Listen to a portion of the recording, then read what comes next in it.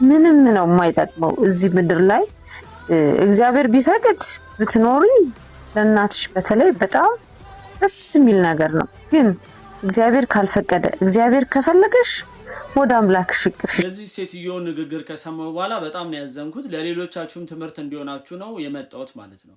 ማወቅ የሚገባችሁ ነገር ሁሉም ነገር ላይ የግዴታ አስተያየት መስጠት የለባችሁም። የሚያስገድዳችሁም አካል የለም። ቪዲዮ መስራት ከፈለጋችሁ በሌሎች ነገሮች ላይ ቪዲዮ መስራት ትችላላችሁ።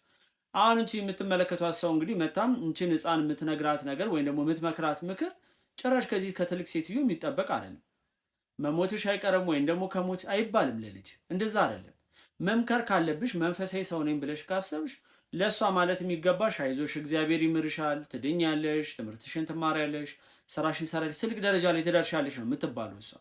ለቤተሰብ ከሆነ ደግሞ ጥሩ ነው እያደረጋችሁ ያላችሁት ህክምናው። ምክንያቱም ህክምናንም የፈቀደ ወይም ደግሞ የፈጠረ እግዚአብሔር ነው አይደል? በሰዎች አይምሮ ውስጥ አድርጎ ይህን ሁሉ እውቀት የገለጸው። ስለዚህ እግዚአብሔር በህክምናም ያድንሻል።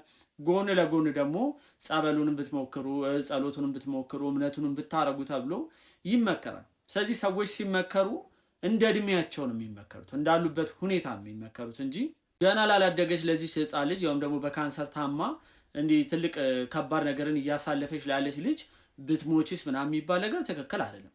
በነገራችን ላይ ማወቅ የሚገባችሁ ነገር መንፈሳዊነት ማለት የምድርን ህይወት ሙሉ ለሙሉ ጣልቶ ይሄ ምድርን እንደ ገሃነምና እንደ ሲኦል እያሰቡ መኖር ማለት አይደለም። እንደዛ አይደለም።